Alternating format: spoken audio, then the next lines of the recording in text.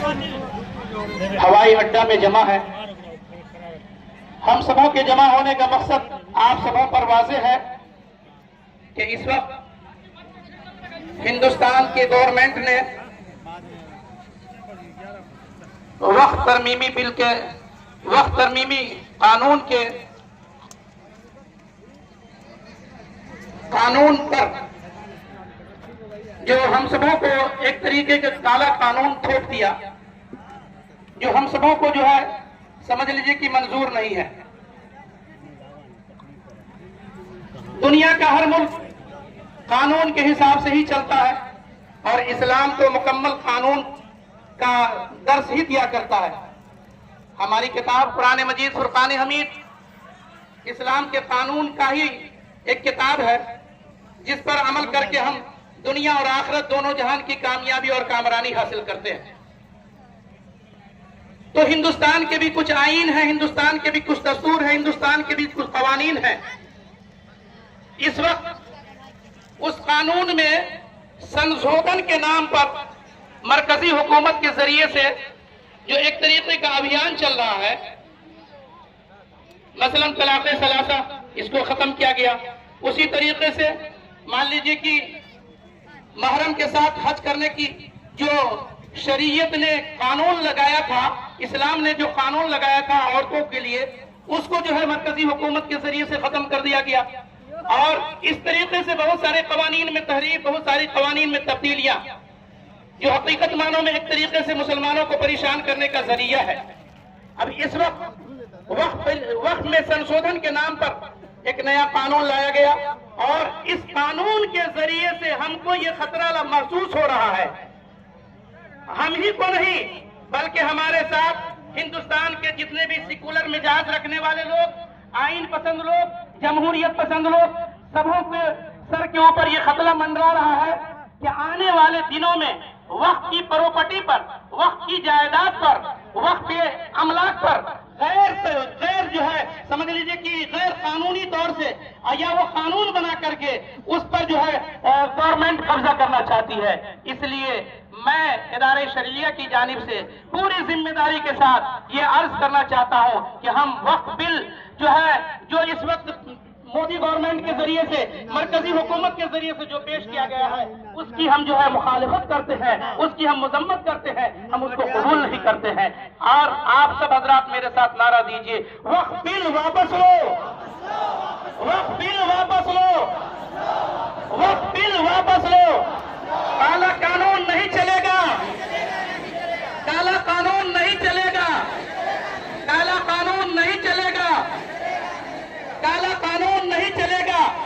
हिंदुस्तान जिंदाबाद, हिंदुस्तान जिंदाबाद, हिंदुस्तान का आईन जिंदाबाद, हिंदुस्तान का आईन जिंदाबाद, हिंदुस्तान का आईन जिंदाबाद, जिंदाबाद।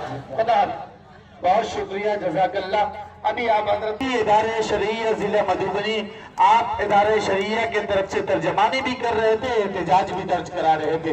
आइए बहुत तेजी के साथ इस वक्त मैं आली जनाब मोहतरम डॉक्टर राशिद फाखरी साहब जो कांग्रेस के नेता हैं हमारे दरमियान तशरीफ रखते हैं, मैं आपको आवाज देना चाहता हूँ फिर इस इत्तला के साथ और इस दरखास्त के साथ कि आप सबके सपोर्ट और ताउन और कंट्रीब्यूट से हमारा प्रोग्राम आगे बढ़ेगा। वक्त की पासदारी आज के इस प्रोग्राम का सबसे असल मकसद है, क्योंकि 50 से ज्यादा स्पीकर्स को अपनी बातें रखनी है। 3 मिनट के अंदर अपनी बात रखें प्लीज। डॉक्टर राशिद फाखरी साहब कांग्रेस नेता अपनी बात के साथ माइक पर। अस्सलाम वालेकुम। मैं बहुत ज्यादा डिटेल में नहीं जाऊंगा। हम लोग अपनी पार्टी की तरफ से 2 शब्द, चंद अल्फाज में अपनी बात कहना चाहूंगा। पहली, आप हमेशा याद रखिए कानून नंबर से बनता है और इन बातों का हमेशा ध्यान रखिए कि वो कौन लोग हैं जो आपके साथ उस पार्लियामेंट में खड़े नहीं रहे। दूसरी बात, नंबर तब तय होता है कि जब हम अपना वोट देने के लिए जाते हैं बूथ पे, तो याद रखिए कि आपका एक एक वोट उस दिन एहसास कराएगा। इस तरह का कानून जब बनेगा तो वो एहसास होगा आपको कि क्या आपने वोट सही डाला था या नहीं। तो आप हमेशा अपने नुमाइंदा चुनने के वक्त ये इस बात का ध्यान रखे कि कहीं आपका डिसीजन कोई गलत तो नहीं हो रहा। दूसरी बात, मैं ये बात इसलिए बताना चाह रहा हूं कि बाकी चीजें सब लोग बताएंगे, लेकिन कुछ चीजें हैं जो शायद हम लोगों को याद रखने की जरूरत है। तीसरी बात मैं ये कहना चाहूंगा कि हमेशा जब हम लोग एजुटेशन करें तो इस बात का ध्यान रखें कि ये जुल्म सिर्फ हमारे साथ नहीं हो रहा है। आज की हालिया जो हुकूमत है ये उन सब लोगों को कुचल देना चाहती है जो मनुवादी सोच के खिलाफ है, खड़ी है। और हमेशा याद रखें कि हम लोग उस संविधान के तहत जो संविधान बाबा साहब अम्बेडकर ने दिया है उसके जरिए उनके दायरे में रहकर अपनी लड़ाई पूरी ताकत से लड़े। मैं पार्टी की तरफ से अपने कहना चाहूंगा, राहुल गांधी जी, डॉक्टर नासिर हुसैन साहब, डॉक्टर जावेद साहब, जिन लोगों को आपने चुन करके भेजा है उनके नेतृत्व में पूरी पार्लियामेंट में आपकी बात को पूरी ताकत से रखी गई है और हर एक मुद्दे पे प्रोटेस्ट किया गया है। ये सरकार सेवल, दोबारा बताना चाहूंगा, नंबर के दम पे ये कानून पास करा करके हमें कमजोर दिखाना चाहती है, लेकिन याद रखें नंबर कल बदलेगा और कानून भी बदलेगा। इंशाअल्लाह ताला आप लोग एक साथ रहें और हम लोग सब मिल करके सही फैसला लें। शुक्रिया, बहुत शुक्रिया। अभी आप अली जनाब मोहतरम डॉक्टर राशिद फाखरी साहब से उनकी बात सुन रहे थे। बहुत अच्छी बात उन्होंने कही और बहुत खूबसूरत गुफ्तगू उन्होंने की कि जो हमारे साथ हैं हम उनके साथ हैं और इंशाअल्लाह हमारे जो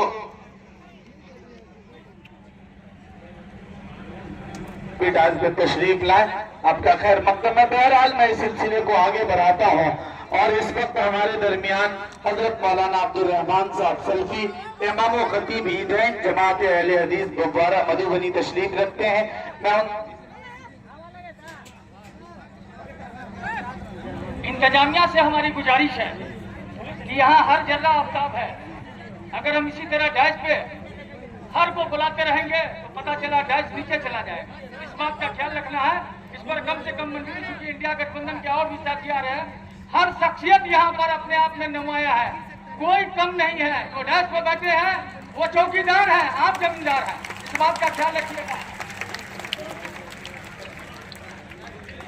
हजरत मौलाना अब्दुल रहमान साहब सल्फी इमाम व खतीब ईदैन गुरुद्वारा हैं, आप डायस पे नहीं है। चलिए इसके बाद मैं सिलसिले को आगे बढ़ाता हूं और हमारे डायस पे तशरीफ रखते हैं हजरत मौलाना नसीम नजर साहब कासमी रहीका ब्लॉक से। आपसे मैं इंतहाई अदब के साथ दरखास्त करूंगा कि आप तशरीफ लाएं और अपनी बात रखें। हजरत मौलाना नसीम नजर साहब कासमी। जो हजरत बांस पे लटके हुए हैं, भाई आप लोग समझदार हैं, बात को समझ क्यों नहीं रहे हैं? बांस पे लटकेंगे, बांस गिर जाएगी, पूरा पंडाल गिर जाएगा। पीछे जाके जगह काफी है, पीछे खाली पंडाल में आराम से बैठिए। रजाकार हजरात से गुजारिश है कि आप लोग इस भीड़ को पीछे की तरफ ले जाएं।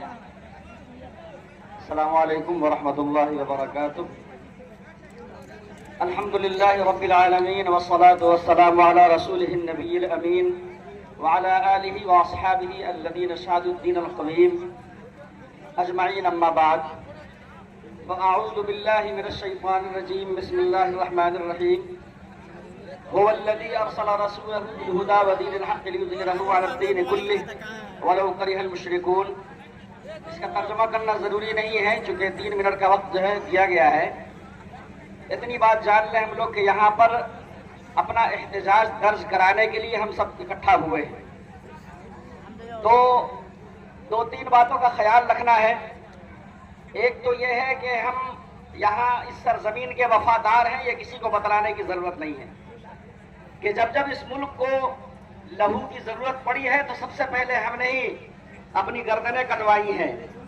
और कहा किसी आरिफ ने इस हिंदुस्तान की सरजमीन हिंदुस्तान से बेपनाह मोहब्बत करने वाले ने कि ये बात आया है दुनिया पर कि हम फूल भी हैं तलवार भी हैं। ये बात आया है दुनिया पर कि हम फूल भी हैं तलवार भी हैं, या बज़्म जुनू महकाएंगे या खून में नहाकर दम लेंगे। कि अगर हिंदुस्तान का एक अजीम शहरी जिसको बहुत मक्खन तबका कहा जाए तो गलत नहीं होगा, जिसको भारतीय जुबान में अन्नदाता कहा जाता है, किसान, अगर उसने 750 और 800 सर का नजराना दिया, उसके बावजूद उसके बाद यहाँ की हुकूमत पीछे हटी, तो मौलाना समीउल्लाह नदवी साहब से मैं अपनी गुफ्तगू को बढ़ाते हुए कि अगर वो 750 की कुर्बानी दी है तो कुर्बानियों और बलिदानों के लिए तो हम पैदा ही हुए हैं। मौत को समझे है गाफिल इख्तिताम जिंदगी, मौत को समझे है गाफिल इख्तिताम जिंदगी, है ये शान जिंदगी, ये सुबह दवाम जिंदगी। मौत तो हमारी खुराक है, हमारी रूह है, और हमें ये तालीम मिली है कि उसूल के लिए हमने अपनी जानें कुर्बान कर देनी है। तो यहाँ 750 गया था, अगर 7.5 लाख कुर्बान करना होगा और राजधानी की सड़कों पर अगर हमें बैठना होगा, गोलियां खानी होगी, तो हमारी तारीख आया है कि हम गोलियां खाएंगे, लहू का तेल चरागों में डालने के लिए जरूरत पड़ी तो हम देंगे। ये हमारी तारीख रही है। और मुसलमानों सुनो यहाँ पर, और हिंदुस्तान के सेकुलर लोगों सुनो कि सतेजा कार रहा है अजम से ताइम रोज चराग मुस्तफी से शराए पूरा भी, और यह है कि आहों से सोज़ इश्क बुझाया न जाएगा, आहों से सोज़ इश्क मिटाया न जाएगा, फूकों से ये चराग बुझाया न जाएगा।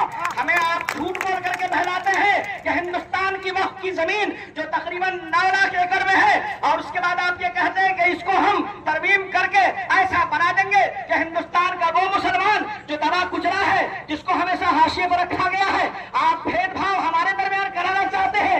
ये आपके यहाँ चलता है कि मंदिर में ब्राह्मण जाएगा, शूद्र नहीं जा सकता। हमारे यहाँ तो एक ही सप में खड़े हो गए महमूदा आयात, न कोई बनता रहा न कोई बनना रहा। हमारी तो तारीख रही है कि गुलामों को हमने आगे बढ़ाया है, इसलिए हमारे दरमियान ये झूठ फैलाने की कोशिश न करें। हम तो हर दबे कुचले लोगों को लेने के हम मुजाज हैं, और हमारी ये तारीख रही है। हम हिंदुस्तान के उन दबे कुचले अपने गैर मुस्लिम भाइयों के भी शाना बशाना खड़े हैं, जिन्हें मंदिरों में आशीर्वाद लेने के लिए चंदा देना पड़ता है और पैसा देना पड़ता है। हम कहते हैं कि आप आइए, आप दामन इस्लाम में आप आइए, आप अपने धर्म के साथ रहें, आपके साथ हम खड़े हैं। हम अपने हकूक के लिए अगर जान दे सकते हैं तो आपके हकूक के लिए भी हम जान देने के लिए तैयार है, इंशाअल्लाह इंशाअल्लाह।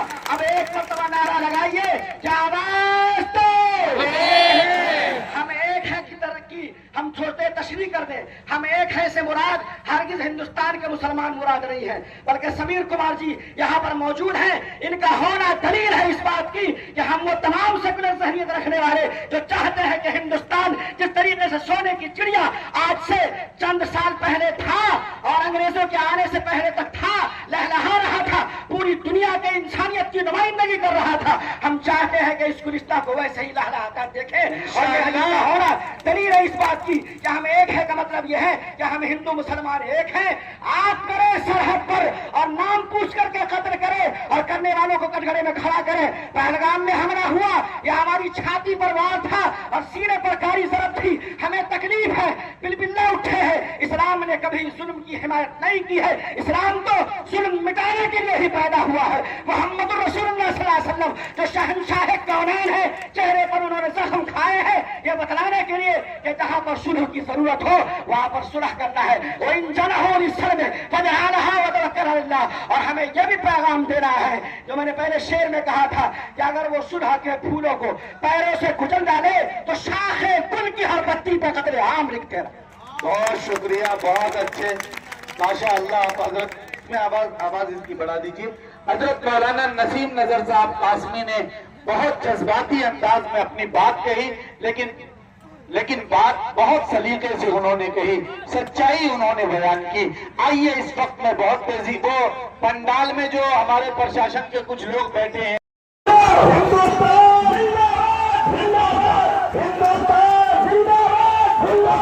हिंदुस्तान का संविधान, हिंदुस्तान का संविधान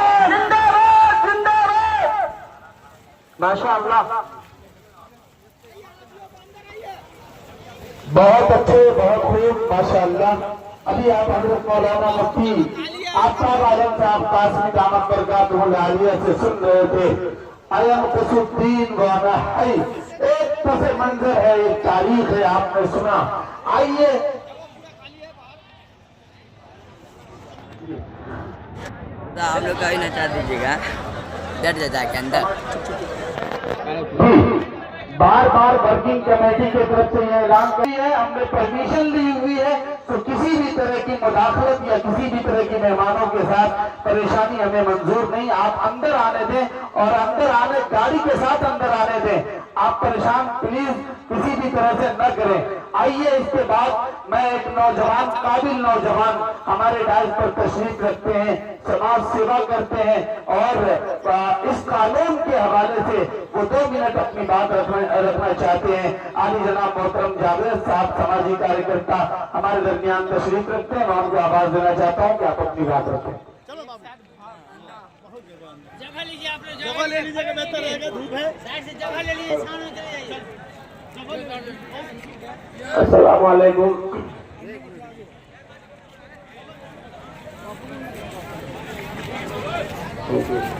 चलिए चलिए अंदर बैठिए। यहाँ लाइट में मौजूद सभी हमारे